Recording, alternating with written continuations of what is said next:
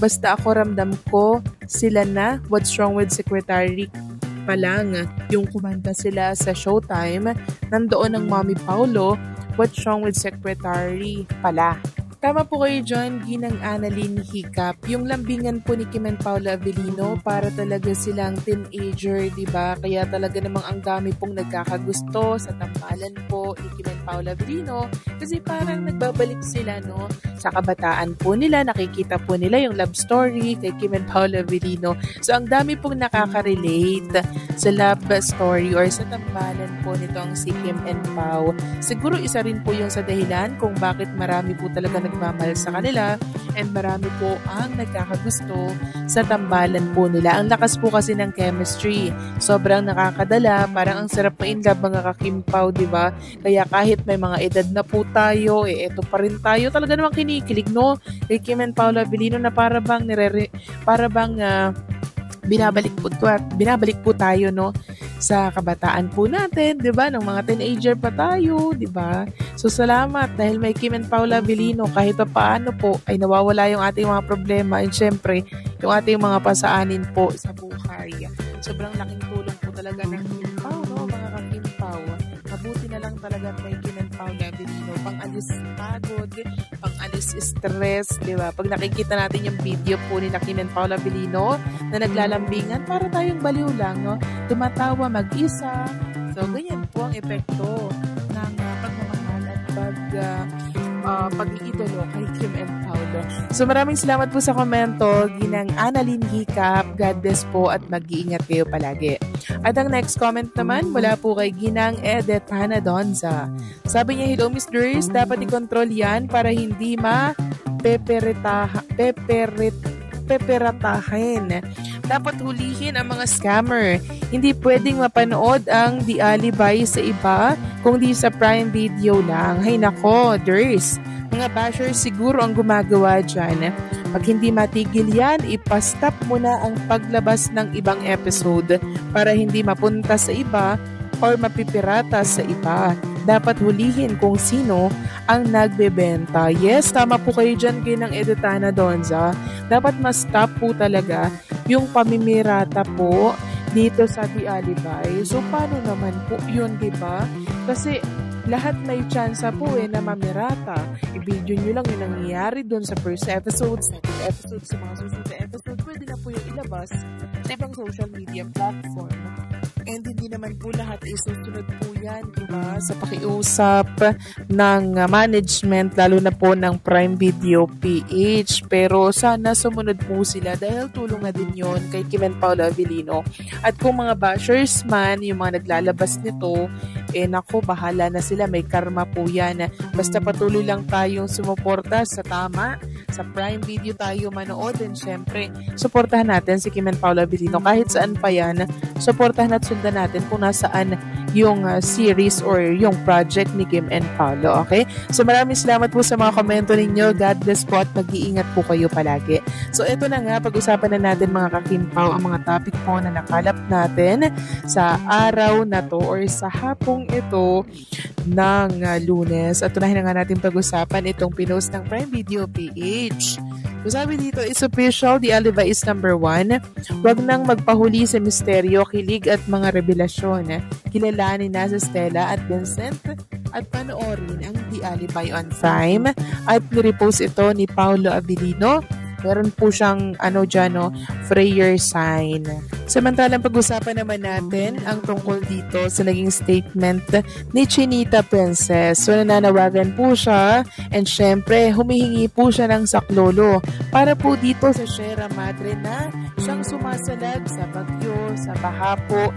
Ang Sierra Madre po ang dahilan kung bakit bahagya pong nalusaw ang mata po ng bagyong Uwan. Kaya ang sabi po ni Kim Chu, araw-araw tayong pinoprotektahan ng mga bundok laban sa bagyo, baha at matinding init. Tahimik lang silang nakatayo, walang hinihinging kapalit, pero patuloy silang nagbibigay ng buhay, ng hangin, ng ginhawa. Sana ganoon din ang gawin ng mga nasa itaas. Sana marinig nila ang sigaw ng kalikasan bago pa man maging huli ang lahat. Sabi pa po ni Kim, hayaan silang maging sila ang mga bundok na bumubuhay, ang mga bundok na tahanan ng maraming nilalang, ang mga bundok na nagsisilbing proteksyon ng Luzon at ng buong sambayanan. Save our mountains. #yun. Tapos sabi niya pa, no to mining, walang construction, walang pagwasak. Kung kaya nilang protektahan tayo, kaya rin nating ipaglaban sila. Yes, tama po si Chinita Princess.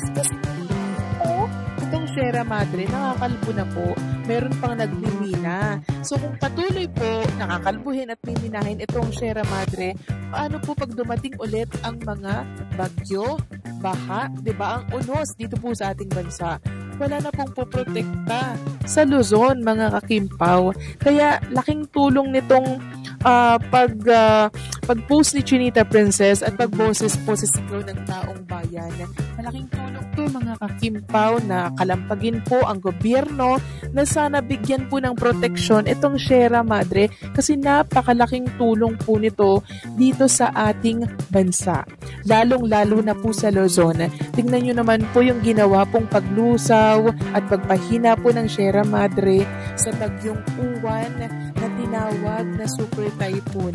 So sana itong panawagan na to ni Chinita Princess ay makarating po sa kinauukulan. Sana po dinggin po nila ito kasi para naman ito sa lahat ng mga Pilipino na talaga naman po nakakaawal po yung mga sinasapit every time na may pagbaha, may pagbagyo, diba? Ang dami pong buhay na nawawala.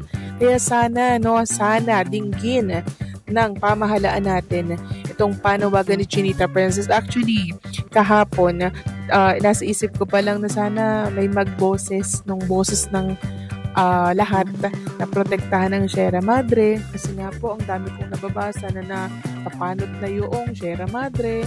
Meron pang nagmimina.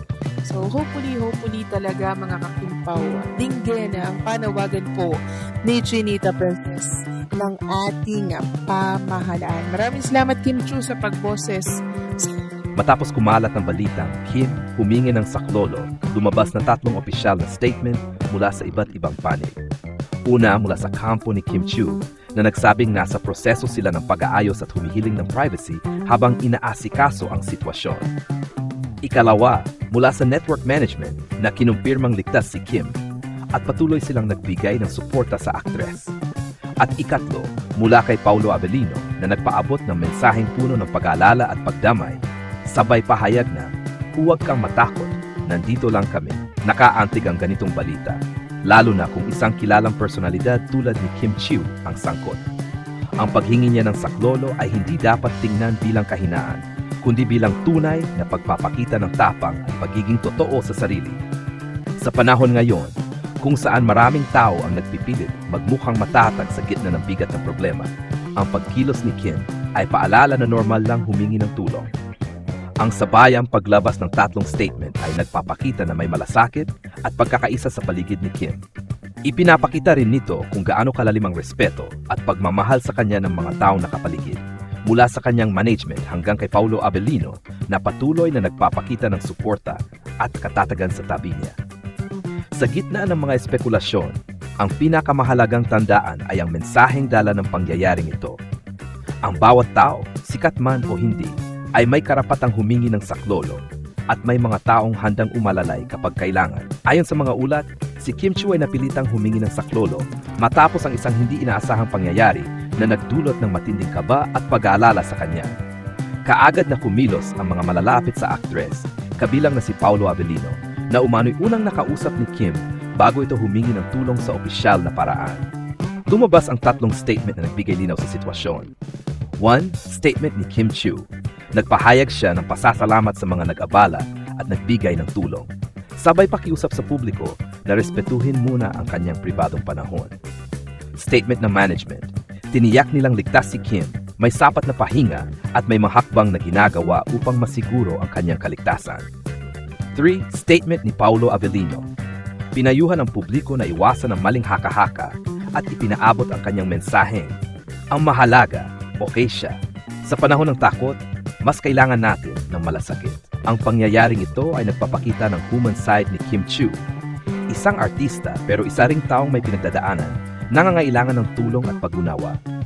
Sa halip na itago o ipagwalang bahala, pinili niyang magsalita at humingi ng saklolo, isang hakbang na nangangailangan ng tapang. Ang paglabas ng tatlong statement ay mahalagang hakbang upang maiwasan ang fake news at maling interpretasyon. Ipinapakita rin nito ang koordinasyon ng mga taong nakapaligid sa kanya, isang malinaw na tanda ng pagkakaisa at pagmamalasakit kay Kim. Ang balitang ito ay isa sa mga pinakamatitinding patunay na kahit ang mga taong nakikita nating matatag, masaya at palaging may ngiti sa harap ng kamera, ay may mga sandaling nangangailangan din ng tulong. Sa kaso ni Kim Chiu, ang kanyang paghingi ng saklolo ay hindi senyales ng kahinaan, kundi isang tapang na bihirang ipinapakita sa publiko. Sa halip na itago ang pinagdadaanan, pinili niyang maging totoo at harapin ito sa tamang paraan, sa tulong ng mga taong tunay na nagmalasakit sa kanya. Ang paglabas ng tatlong statement ay nagpapakita ng maayos na koordinasyon at malasakit mula sa lahat ng panig. Ang kampo ni Kim ay nagsabing ligtas siya, ngunit nangangailangan ng espasyo, isang bagay na dapat nating igalang bilang mga tagahanga at mamamahayag. Ang statement ng network management naman ay nagpapakita ng professional support at pagkilala sa halaga ng kalusugan, emosyonal man o pisikal ng kanilang artista. At higit sa lahat, ang mensaheng ipinadala ni Paulo Avellino ay nagbigay ng personal na ugnayan at damdamin. Ipinakita niya na sa gitna ng ingay at chismis, may taong tunay na nakakaintindi at handang sumuporta kay Kim. Ang ganitong sitwasyon ay paalala sa lahat na hindi dapat ikahiya ang paghingi ng tulong. Sa mundong puno ng pressure at expectations, ang simpleng pag-amin na kailangan ko ng saklolo ay isang hakbang tungo sa paghilom. Lalo na sa mga artista tulad ni Kim na araw-araw hinuhusgahan ng publiko, napakalaking bagay na makita siyang marunong huminto, huminga at umasa sa mga taong mapagkakatiwalaan. Sa kabuuan, ang balitang ito ay hindi lang simpleng showbiz issue. Isa itong makataong kwento ng katapangan, pagkakaisa at malasakit. Ang tatlong statement ay parang tatlong haligi ng suporta mula sa sarili, sa propesyon at sa puso. At sa dulo, ipinapaala nito na kahit gaano kalaki o kasikat ang isang tao, ang tunay na lakas ay nasa kakayahang humingi ng saklolo at tanggapin ang tulong ng iba. Ang masasabi ko sa balitang Kim, humingi ng saklolo, 3 statement nilabas, ay ito ay isang makababagbag damdaming pangyayari na nagpapapakita ng tunang kalagayan ng isang artista sa likod ng kamera. Hindi araw-araw natin nakikita ang ganitong uri ng katapatan mula sa mga kilalang personalidad. Kaya ang ginawa ni Kim Chiu ay maituturing na matapang at inspirasyonal. Sa halip na manahimik at magpanggap na ayos ang lahat, pinili niyang humingi ng tulong.